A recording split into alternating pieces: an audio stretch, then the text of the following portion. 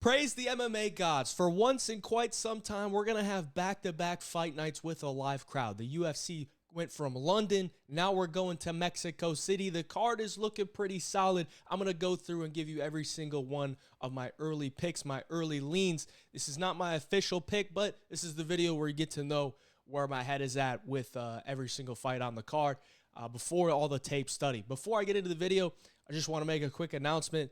Last night, there was some news that I got regarding a family emergency, so I'm not sure exactly how consistent I'll be throughout this week, trying to get the content out to you guys. So just want to get that out there just to let you know. I'm not sure exactly how this week is going to play out, but in the meantime, I had some time to put this video out to you, and I want to just kind of get my mind off it. So nothing better than breaking down a fight night card on a Sunday afternoon.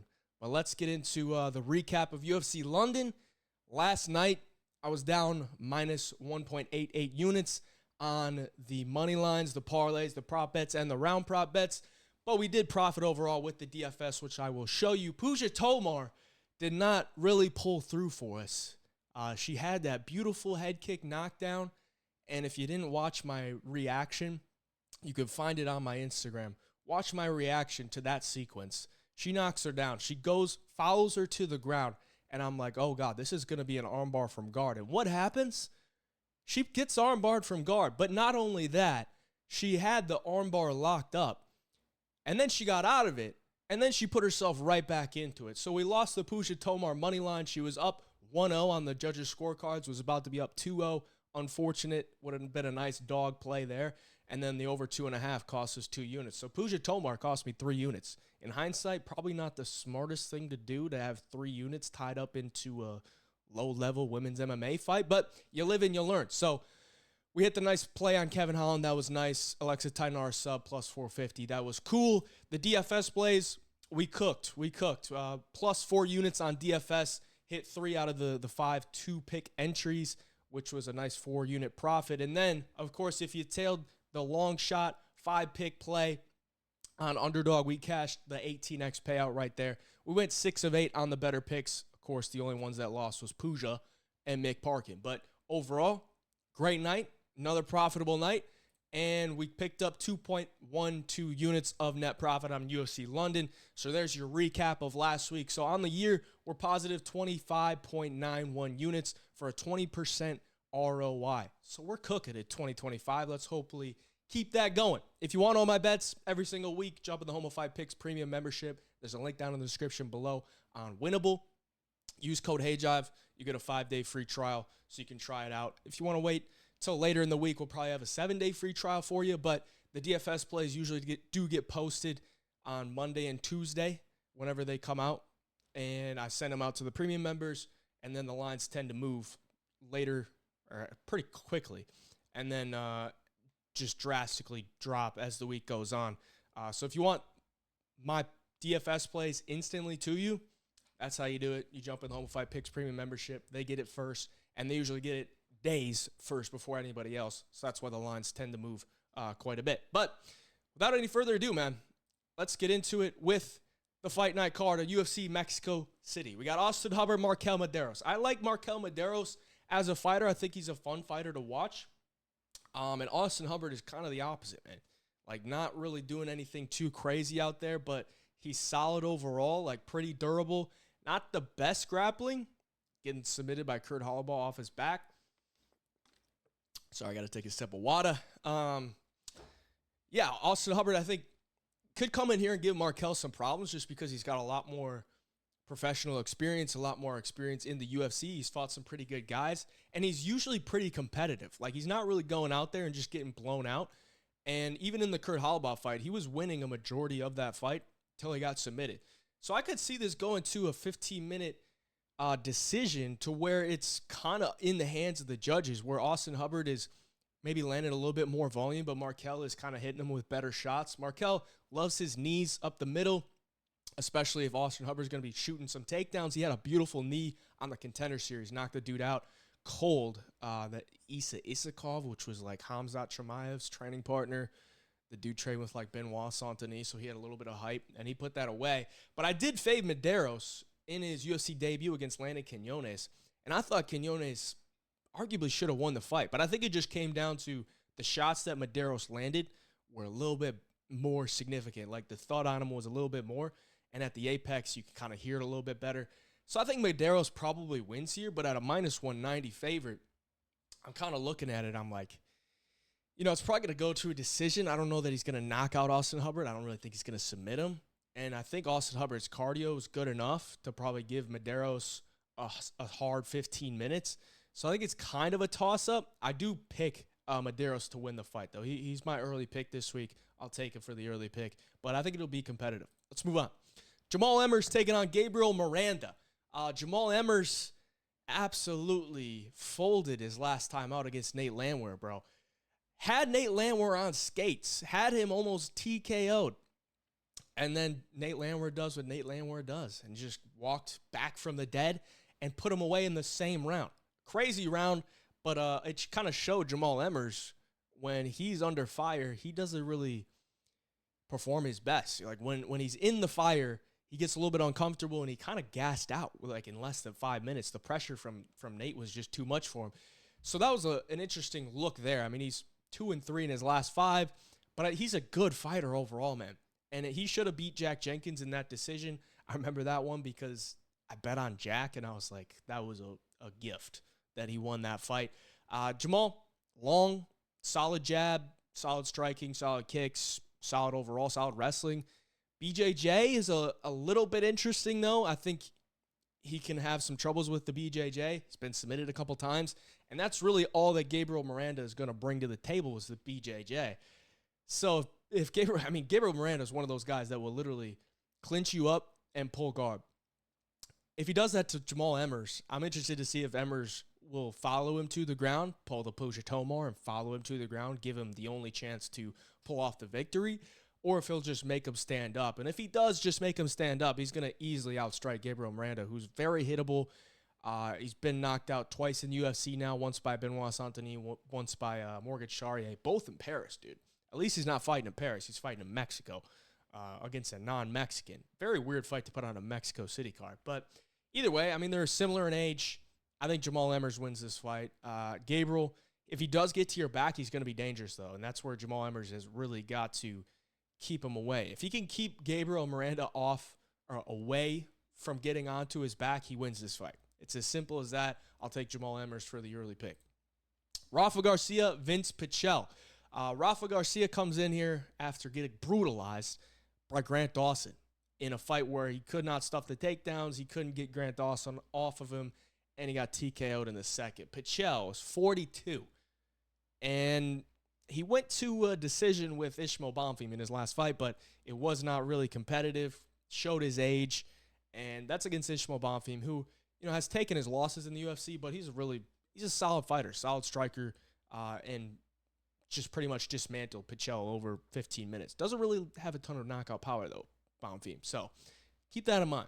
Rafa Garcia, same way, not really a ton of knockout power, but he does have good volume, solid jab, solid wrestling. Offensively, I guess his defensive wrestling kind of got exposed by Grant Dawson, but that's Grant Dawson. I think this one goes to Rafa Garcia. I think Vince Pichel is just a little bit too old. He is a little bit bigger, but I think Rafa's jab, ability to use the jab and his speed to get inside will probably give Pichel some problems.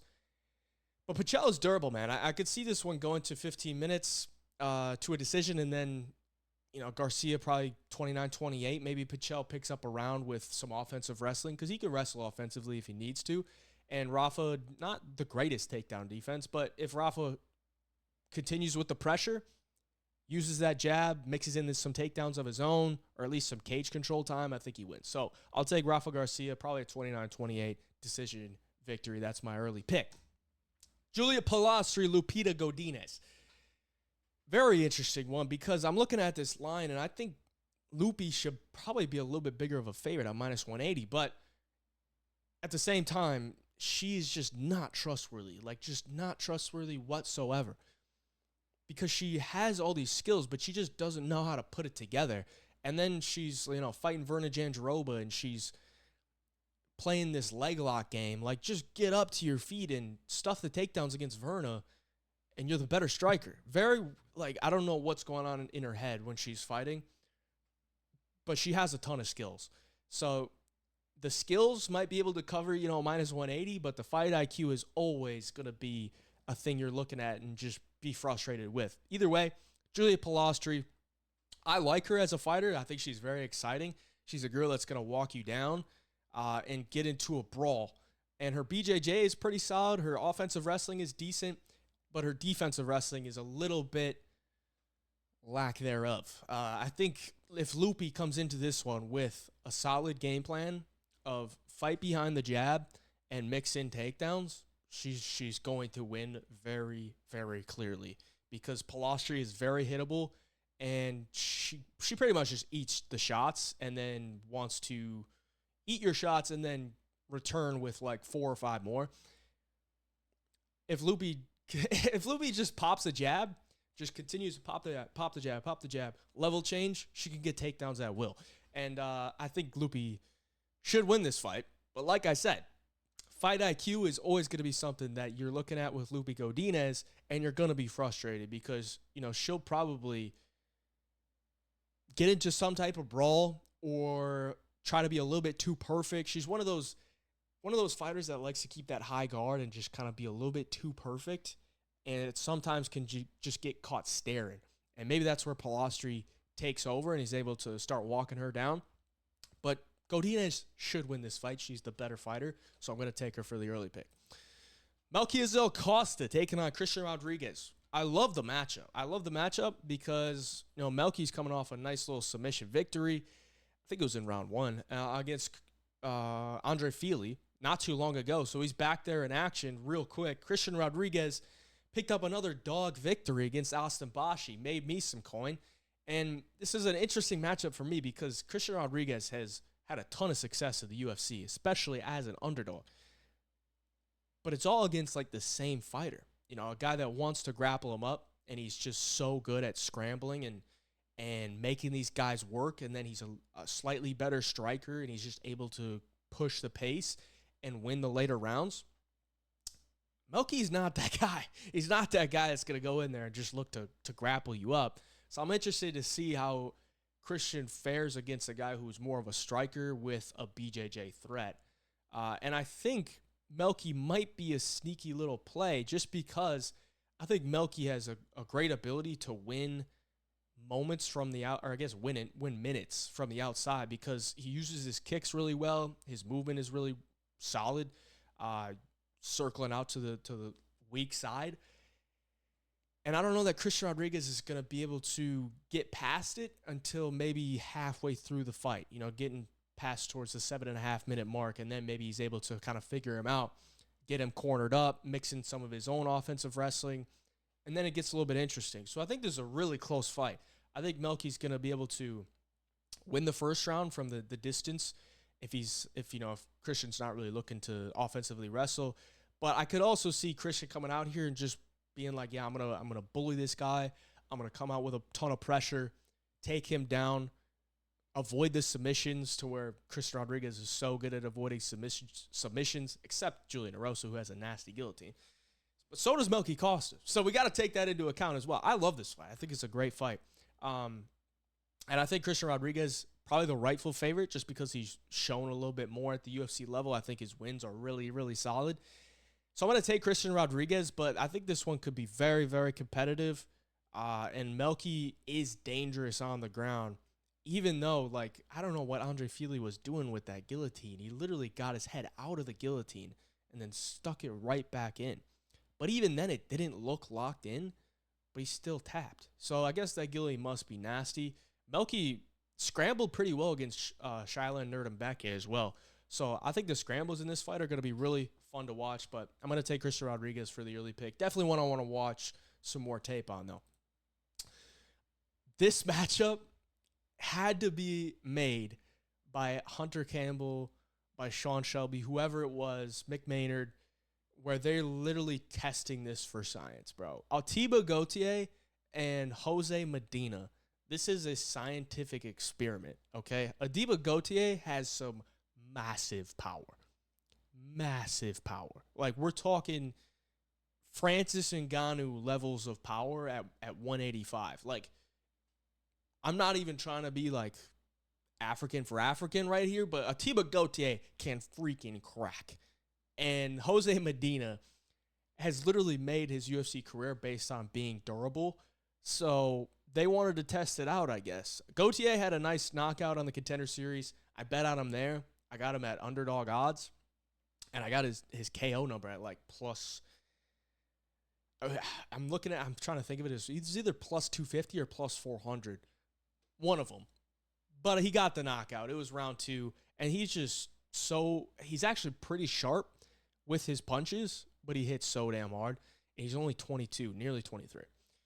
Medina doesn't really do anything good. I really don't understand how I could look at it and be like, yeah, he does this well. I guess just being tough. I guess maybe he's getting his wrestling skills a little bit better. I know he's been training in Tijuana, I believe, at, Entram Gym with some good training partners. So I guess that's good for him. And he's down at 185. But, even in his last fight against Zachary Reese, Zachary Reese looked like a world beater against Jose Medina. Just hitting him with anything he wanted to, taking him down to the ground, winning the scrambles, getting on top, landing ground and pound.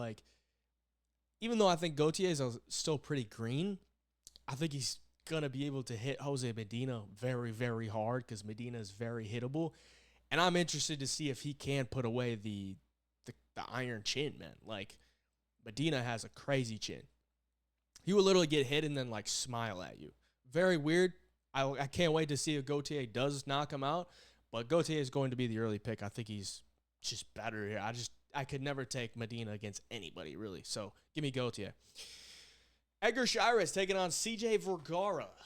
Honestly, not the greatest matchup at flyweight. I've never been too high on either of these guys, but I do have to say the competition that they have fought is pretty solid. I guess let's just say who they've lost to is very solid. Chairez losing to Joshua Van, Tatsuro Taira.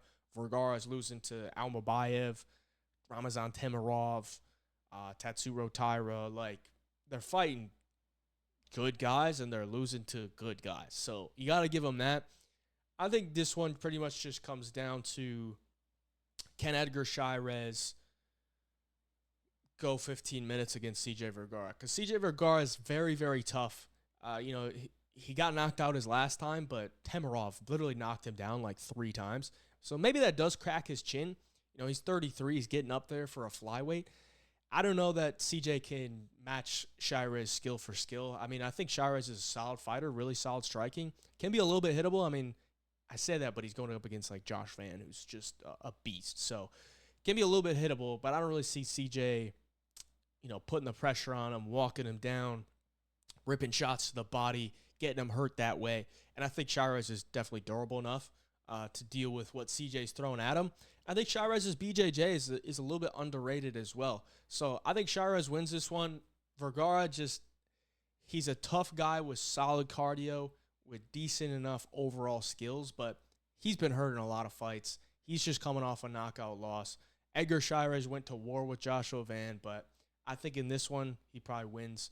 Probably a 29-28, 30-27 decision. Or, if CJ is just getting that old at nearly 34, maybe Chairez is able to put him away with some type of club and sub.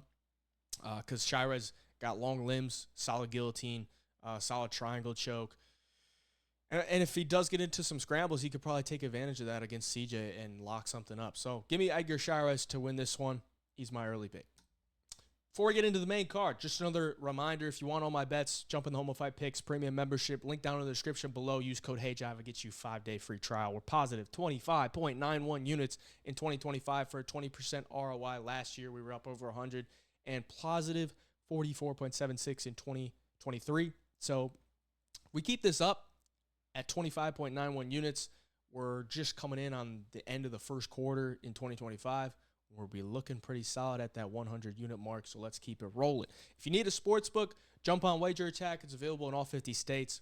Get a 20% or 200% free play bonus when you deposit and a 10% cash bonus on crypto. So if you deposit $100, you'll get $200 in free play and a $10 cash added to your balance. It's available in all 50 states. There's a link down in the description below. That's where you can bet on UFC no matter where you are in the USA. Yeah, in the USA. Let's get to the main card. Ronaldo Rodriguez and Kevin Borjas. I was very disappointed in Ronaldo Rodriguez, honestly, in his last fight. I thought he would be able to put away Ode Osbourne, but he wasn't.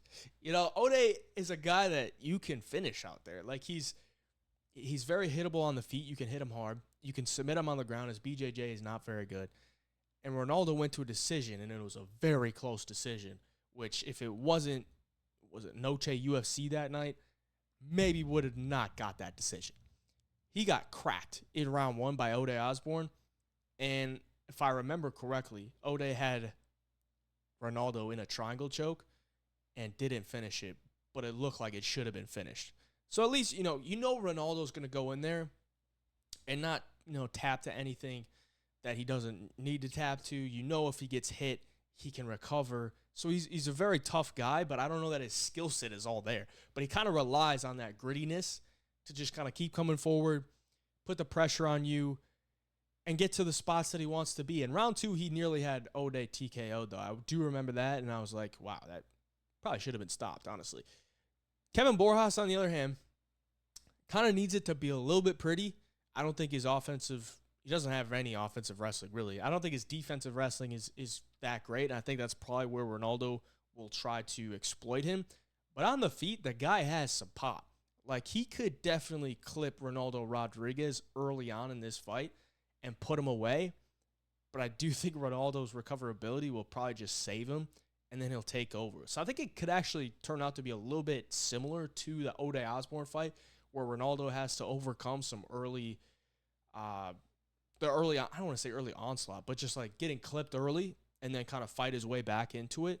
And maybe he gets a late finish or a decision victory. But I do think Ronaldo's probably going to win. Like, Borjas, last time out against Alessandro Costa, was not a good look just because he could not handle any low kicks. And if you can't handle low kicks in MMA, like, it's going to be a rough ride for you because people are going to pick up on that and they're just going to chop your legs. Borjas, really nice right hand, though, right down the middle. And I don't think Ronaldo has the greatest head movement, so he could definitely clip him early. But either way, I'm going to take Ronaldo Rodriguez to win this one. In Mexico, for my early pick, still young, got a lot of momentum. I think he probably comes in here, and Borjas is probably on his way out of the UFC. So give me Ronaldo. David Martinez, Simon Olivieira. I didn't know Simon Olivieira was still in the UFC, bro. I remember this guy because he was a favorite over Daniel Marcos. Who, if you know Daniel Marcos, he's still undefeated. And he's won, 5, 6 UFC fights? Daniel Marcos was the underdog. I remember seeing that. I'm like, dude, Simon Olivieira sucks. Give me Daniel Marcos at dog money. And he made it look easy. Knocked him out in, the second round. And I thought the guy retired or something. I thought maybe he got cut. But here he is, over 2 years later from that fight. Last fight was in 2023. And it looks like a straight-up setup fight for this new Mexican prospect that they have in David Martinez. Martinez, very slick striker, very effective from the back foot, really good at making his 1 or 2 shots that he lands at a time be impactful or at least look good. And I think he beats Simon Olivieira here. I mean, I don't know that Simon is going to really offer much on the feet for David. I think David's movement and his effectiveness from his back foot is going to give Olivieira a lot of trouble. And if Olivieira tries to wrestle and grapple in this one, I think David Martinez's takedown defense is good enough. And I don't know that Olivieira is going to be able to get into a scramble on the ground to where he could use some of the jiu-jitsu that he has. So I think David Martinez wins this one. He's a pretty heavy favorite. It looks to me like they found out that Olivieira has a fight left on his contract, and they're like, oh, let's give him somebody from Mexico that we kind of want to build up to get a win in Mexico. Oh, we got David Martinez. We just signed him off the Contender Series. Let's give David Martinez Simon Olivieira, and let's get Simon Olivieira out of the UFC. That's what it seems like to me. Give me David Martinez for the early lean. Raul Rosas Jr., Vince Morales. I don't want to do it again, boys. I don't want to do it again with Vince Morales, because last time out was just so frustrating. Because Vince is a solid fighter. He's got a lot of good skills, but he's 34. He's had a good amount of UFC experience, a good amount of high-level experience. He's just a little bit slower than these young guys, and he doesn't wear the damage very well. Like against Elijah Smith, he was having his moments in the striking in round 1, but anything that Elijah Smith landed, it just kind of busted up Vince Morales, and it wasn't a good look. Round 2, nearly had him submitted a couple times. He was winning a lot of the scrambles, looking really good. He won round 2, and then round 3, it was kind of the same thing that happened in round 1, where Vince was having some decent moments, but anything that Elijah Smith landed, he just wore it worse. And then Vince, with like 2 minutes or a minute left, decided to go back to the grappling, which won him round 2.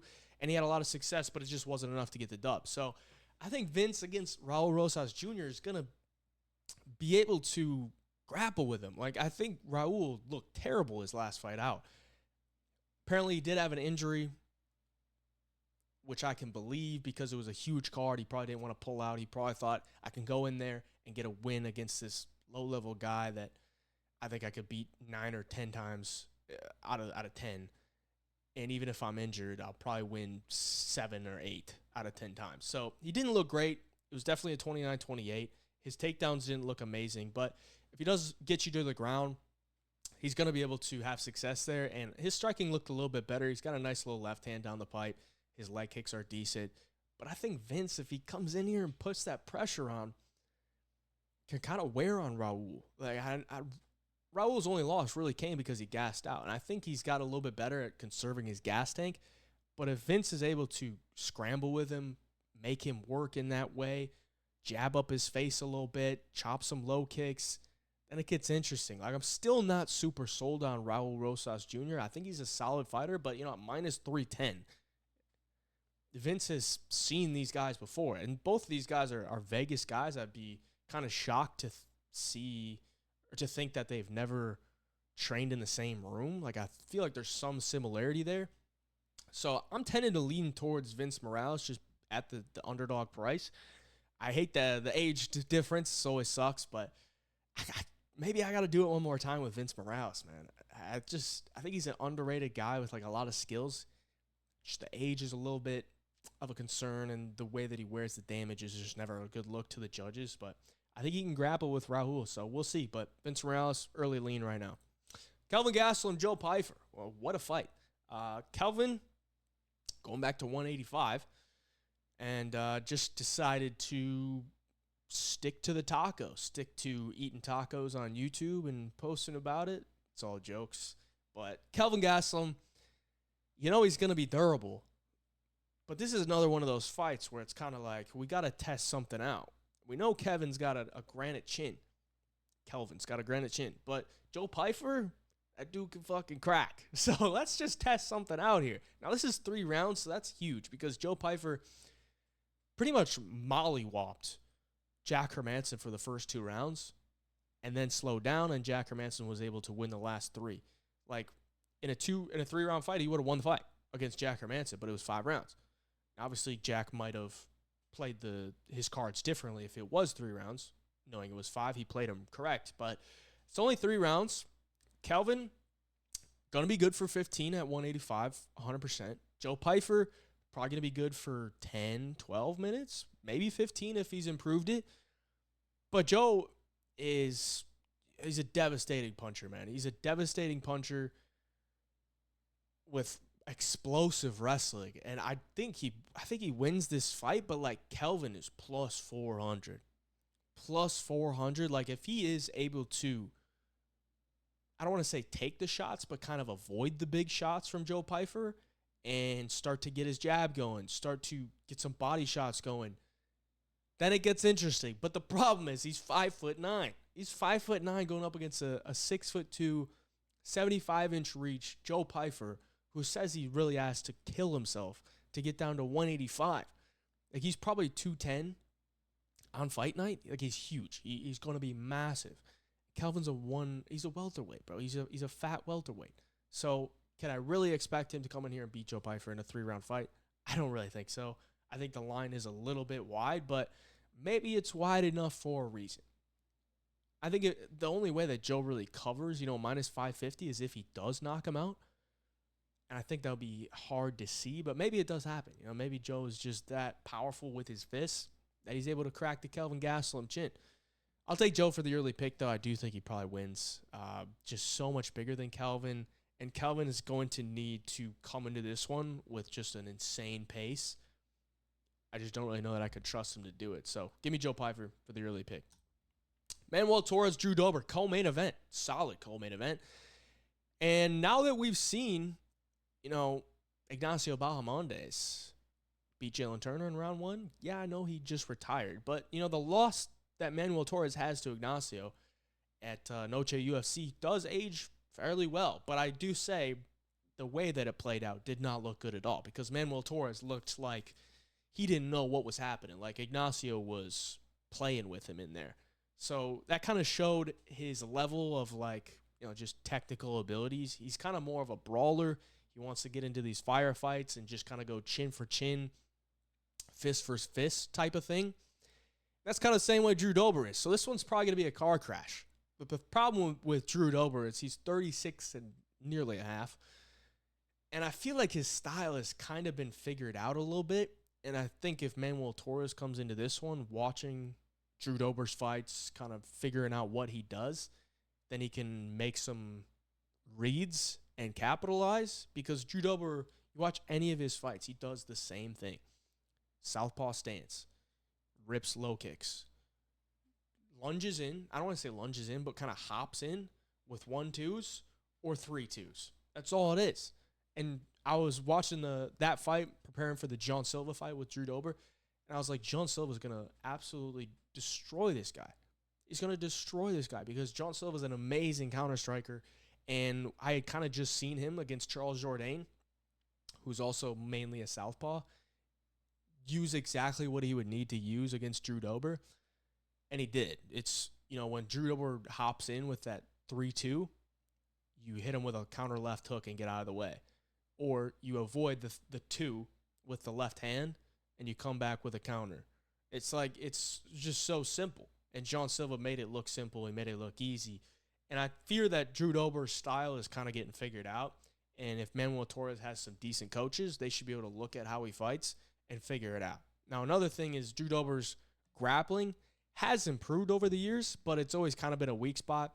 And Manuel Torres just submitted Chris Duncan in his fight before he lost to Ignacio Bahamondes, and now we just saw last night Chris Duncan picking up a submission victory over Jordan Vucenic. So maybe Duncan's not that bad of a grappler, and maybe Manuel Torres' grappling is a little bit underrated.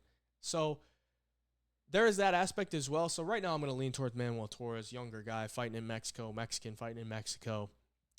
Drew Dober, weathered guy, got into a lot of brawls over the years, just got beat to bits against John Silva. I know it's John Silva and Manuel Torres is not on that level, but I think Manuel Torres can pick up a victory here. I'm going to take Manuel for the early pick. To the main event, we got Brandon Moreno taking on Steve Erceg. Steve Erceg, back-to-back losses, man. How does this work? This is the worst thing that happens in MMA. Erceg was one round away from being the champion and dethroning Pantoja, but he made one mistake. He loses the fight, and then his next one should be everyone's high on Steve Erceg. He just nearly beat the champion, knocked out in round 1. Crazy stuff. But here he is. I mean, he's getting a big opportunity again, coming off back-to-back losses to fight Brandon Moreno in his home country. So he's got to go into enemy territory. He's done it before with Pantoja, which was in Brazil. Came up short. And I think this is a tough fight for Steve, just because Brandon Moreno is ultra durable, never been finished. His boxing is really solid. His cardio is really solid. His wrestling is really solid. His BJJ is really solid. He's just a complete fighter. So is Steve Erceg, but Steve being knocked out his last fight does give you some red flags. Maybe the fall-off could be there. His rise to the top was very quick, so he didn't really have to prove himself that much. Brandon Moreno is a proven commodity at 125. So I think Brandon Moreno wins. The problem is, you know, you look at that Brandon Moreno-Royval fight, and you're like, Brandon, throw something. Throw something out there. Royval literally just stole that fight based off of being active on his feet. So there's always the thing in the back of your mind of like, you know, if Brandon Moreno comes into Mexico like he did last time against Brandon Royval and kind of went through the motions, or at least didn't push any type of pace, then he could definitely lose here. But he showed against Albazi. He was turning up the pace late in the fight. I don't really think too highly of Albazi, but at least it was good to see Brandon Moreno kind of look how he used to in his last fight. So I'm going to take Brandon Moreno to win this one. I think if he comes into this one how he has in many, many of his UFC fights, which is bring the boxing, high volume, be tough, mix in a couple takedowns, solid jiu-jitsu, I think he wins. If Steve is able to come in this one like he did against Pantoja and do what he does, hit those clean boxing, in-type boxing combinations and really hurt Brandon Moreno, he could win. But I don't know that Brandon Moreno is going to get cracked and, you know, put out. But he can get knocked down. So that is definitely something you got to keep an eye on. Like, Steve could win a couple rounds just purely based off getting a knockdown and being competitive in the striking. So it's definitely not out of the realm that Steve pulls off a victory here in enemy territory. But for right now, I got to go with Brandon Moreno for the early pick. And that's going to do it for the early picks, the early leans for UFC Mexico City. Appreciate you for watching. Like the video for me. Subscribe to the channel. As I mentioned at the beginning of the show, I'm not sure exactly how consistent I'll be this week with the content due to some family stuff. But appreciate y'all. I was glad to do this for you and gets my mind off of some stuff. So like the video for me. Until next time, hey, Jet Picks. We out.